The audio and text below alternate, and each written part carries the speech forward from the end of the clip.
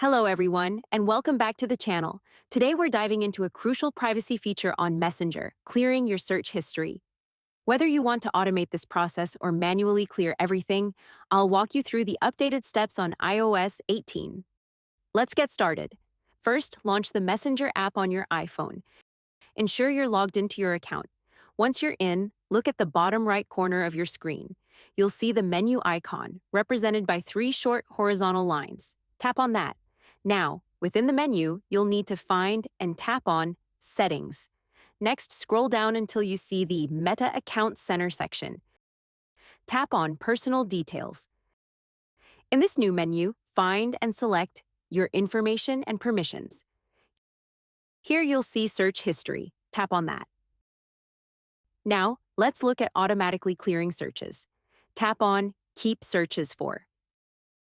You'll see several auto-clear options: 3 days, 7 days, 14 days, 30 days, and the default setting. Choose the time frame that suits your privacy needs. For example, if you want to clear your searches every 7 days, tap on 7 days. Confirm your selection, and from now on, your searches will be automatically cleared according to your chosen time frame. Now, for those who want to manually clear all searches, return to the Search History menu. At the bottom, you'll see the Clear All Searches button. Tap on it.